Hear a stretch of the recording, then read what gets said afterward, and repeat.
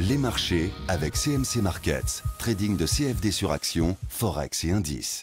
Salut, c'est Trado, content de vous retrouver pour la mise à jour de l'indice parisien. Alors on va commencer par les annonces, alors au premier rang desquelles je vous rappelle et je vous invite à mon webinaire gratuit de demain, mercredi 26 novembre, comme d'habitude de 21h à 21h30, et bien de la théorie, où je vais reprendre la première partie du book sur les chandeliers japonais épisode 2, puis après questions-réponses pour ceux qui veulent approfondir.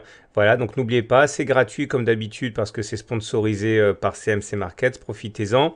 Il suffit de cliquer sur le lien là, mes webinaires, pour vous inscrire. Deuxième chose, eh bien, les fondamentaux, ils sont là et c'est pas génial aujourd'hui puisque, eh bien, pour une fois n'est pas coutume, j'ai envie de dire, hein, le consommateur américain a déçu. L'indice de confiance a montré que finalement on avait eu un recul de la confiance du consommateur US. Et à quelques jours de l'ouverture des achats de Noël avec Thanksgiving, eh bien, ça, c'est pas de très très bon augure.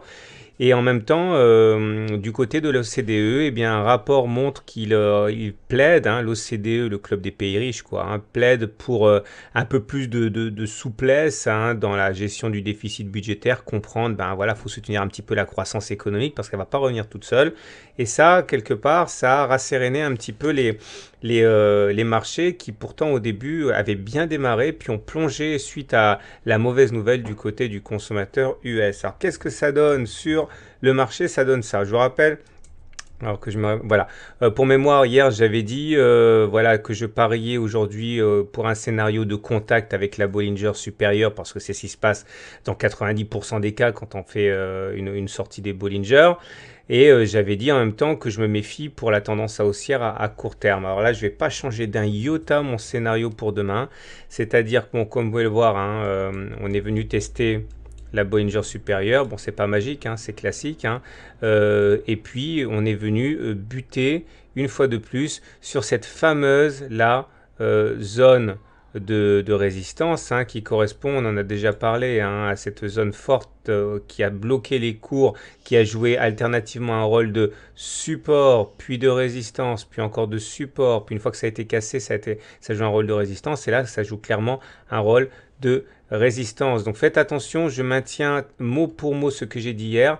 Demain, à mon avis, on va encore toucher la Bollinger supérieure.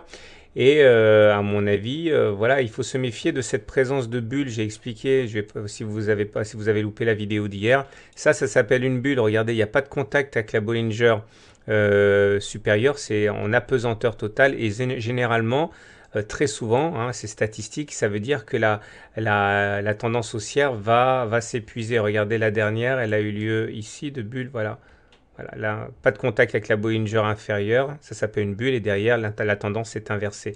Donc faites gaffe, surtout avec cette histoire de consommateurs US, c'est pas forcément très bon. Ah, je vais vous sortir mon tuto. Donc aujourd'hui j'aimerais vous parler du sommet en pince qui est une combinaison de chandeliers japonais qui est peu utilisée par les traders. Tout simplement parce que les résultats ne sont pas, au regard de certaines exigences, suffisamment lucratives, hein, et donc du coup c'est souvent abandonné, mais à tort parce que, eh bien, dans les détails on peut trouver des choses très intéressantes. Regardez, lorsque vous avez deux bougies qui vont venir buter sur un niveau proche, eh bien, ça s'appelle un sommet en pince. Alors attention, toutes les configurations sont possibles, hein. Une bougie rouge, une bougie verte, une bougie verte, une bougie rouge, un doji, une bougie verte, etc. L'idée surtout, c'est que vous allez buter sur un niveau proche, équivalent, ok? Et il faut savoir que bon, les statistiques n'ont pas beaucoup d'importance, hein. On dit qu'il généralement dans 6 chances sur 10, on continue à monter derrière. Bon, 600 sur 10, on est près d'une chance sur 2. Ça montre surtout que les intervenants commencent à se poser des questions et ça montre que voilà, quelle qu'ait été la tendance préalable, certains commencent justement à tergiverser un petit peu. Alors si j'en parle, c'est parce qu'aujourd'hui, regardez, on a un sommet en pince. Alors ça ne veut pas dire que c'est... N'interprétez pas mal ça, hein. Beaucoup de traders disent que derrière ça veut dire inversion de tendance. Non, ça veut dire doute. Ça veut dire doute. Donc voilà, ça intervient pas à n'importe quel moment. Ça intervient sur cette zone de résistance. Donc c'est un élément de plus pour s'interroger sur la continuation de la hausse. Maintenant, il est vrai que globalement, il n'y a pas d'alerte notoire, hein. Là, j'ai posé mon oblique sentinelle, elle n'a toujours pas été cassée par le RSI, donc c'est un non-événement. Les volumes, bon, bah, ils sont en légère augmentation, mais sur des niveaux quand même relativement moyens. Divergence baissière sur le momentum, ça n'a pas été invalidé aujourd'hui, c'est-à-dire que la dynamique est toujours haussière car on est au-dessus de zéro, mais par contre la dynamique s'épuise alors que les cours font des plus hauts, ça veut dire quelque part que c'est pas forcément très très sain. Et même constat sur le stochastique, on est très bien orienté, ben normal, hein, on est au-dessus de la Bollinger supérieure et ça c'est bien, mais par contre divergence baissière puisque le stochastique n'arrive pas à faire des plus hauts pendant que les cours font des plus hauts. Maintenant, pour terminer, eh bien, j'aimerais signaler que voilà, la Bollinger supérieure et la Bollinger inférieure ne divergent plus. Ça veut dire que maintenant, on est à plus d'une chance sur deux de réintégrer les Bollinger plutôt que de faire un T4. Là, on est à T1, T2, T3. Le T4 va être difficile à réaliser, pas impossible, mais statistiquement plus compliqué qu'une réintégration, hein. Donc, moralité, et pour récapituler, pour moi, demain, c'est nouveau contact avec la Bollinger supérieure, c'est ce qui se passe dans 9 cas sur 10. Et à court terme, faites gaffe, la tendance haussière pourrait bien prendre un petit peu de plomb dans l'aile. Voilà, je vous dis rendez-vous demain pour une vidéo d'analyse technique rapide et puis pour le webinaire pour ceux qui en seront. Et maintenant, place à Sekana qui m'a été demandé de très nombreuses fois. Alors, chose promise, chose due, voilà l'analyse technique de moyen terme pour Sekana qui m'a été demandé plus de 20 fois. Alors, on va commencer par l'analyse de tendance qui fait le plus référence par sa simplicité, par son caractère prédictif, c'est l'analyse de dos et donc on va voir que nous sommes toujours en tendance baissière. Voilà pourquoi. Regardez un petit peu, vous avez l'habitude maintenant. Tout va dépendre de la position relative des pics et des creux. Comme vous pouvez le voir sur cette période-là, on était en tendance baissière car les pics étaient descendants et les creux étaient descendants également. Puis après, pendant un court moment, on a basculé en tendance positive, c'est-à-dire que les pics étaient devenus ascendants et les creux étaient ascendants aussi. Vous voyez, c'est pour ça qu'on a inscrit des maximums, des records relatifs. Mais une fois que la tendance s'est inversée à nouveau, c'était l'inverse, on allait de plus en plus bas. C'est à partir de là, comme vous pouvez le voir, les pics sont redevenus descendants, de même que les creux.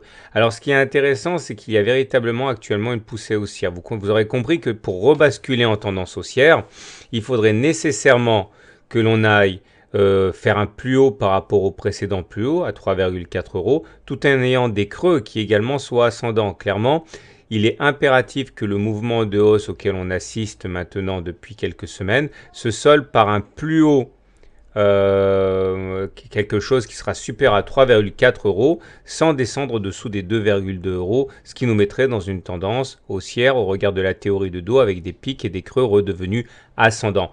Alors, est-ce qu'il y a de bonnes raisons d'espérer? Il y en a. Il y en a pourquoi? Tout d'abord parce que nous sommes actuellement dans une certaine vulnérabilité à la hausse. Alors je m'explique, regardez ces petits points-là. Ils sont rouges. Ça s'appelle le parabolique SAR, ça s'appelle le SAR. Quand on est en dessous des points, eh bien, on a une grande vulnérabilité à la baisse. Et inversement, quand les points, j'enlève un petit peu pour faire le ménage, voilà, les points sont verts, eh bien, on est dans une situation de vulnérabilité à la hausse. Vous voyez qu'ici, on a calé une première fois, puis on a cassé les points rouges qui sont devenus verts sur cette bougie-là. Et depuis, eh bien, on enseigne une troisième bougie avec des petits points verts en dessous. Au regard de cet outil, donc le SAR, on est bien en situation de vulnérabilité à la hausse. Donc ça, c'est encourageant. Autre chose encourageant, c'est que vous voyez ça, la courbe rouge, là, ça s'appelle la moyenne mobile à 20 semaines. Quand on est en dessous, eh bien, il y a de fortes chances pour qu'on aille de plus en plus bas. Par contre, quand on est au-dessus, eh bien, c'est l'accalmie et on peut envisager de faire des pics à la hausse. Ok, et là, regardez ce qui se passe. Depuis cette semaine, eh bien, on vient de se hisser au-dessus de la moyenne mobile à 20 semaines, ce qui nous met là aussi dans des circonstances d'un terreau plutôt favorable. Si maintenant on regarde les indicateurs techniques, là aussi on comprend que les choses sont peut-être en train de s'inverser, peut-être. Pourquoi? Parce que le stochastique vient de basculer au-dessus de son signal. Le signal, regardez, c'était les petits points en pointillés, donc on est repassé au-dessus. Ça, c'est une bonne chose.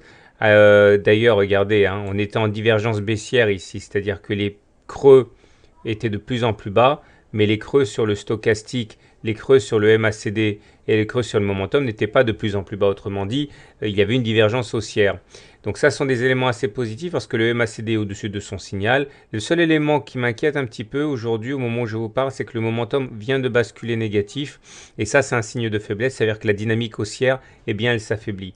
J'aimerais terminer avec une analyse des volumes, pour montrer que là aussi on a des éléments intéressants. Vous savez, les volumes, ça sert à crédibiliser un mouvement. Lorsque la hausse se fait avec une montée des volumes, elle est beaucoup plus crédible que quand elle se fait avec des volumes faibles ou en baisse. Inversement, lorsqu'une baisse se fait avec des volumes, ça veut dire que c'est un petit peu le sauve qui peut et ça crédibilise le mouvement. Or là, vous voyez que sur les pics, eh bien, les volumes sont beaucoup plus importants que sur les creux. Regardez, ça c'est un creux, ça c'est un autre creux.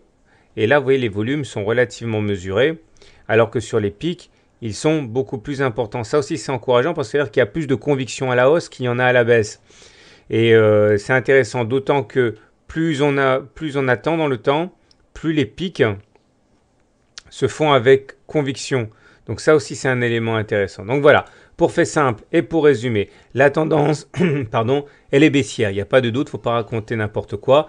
Par contre, il y a des éléments qui nous poussent à espérer que le mouvement continue. Et si on arrivait à décrocher les 3,4 euros, sans aller en dessous de 2,2 euros préalablement, bref, des pics et des creux ascendants, là, on inverserait la tendance et ça pourrait être beaucoup plus juteux et porteur pour les actionnaires.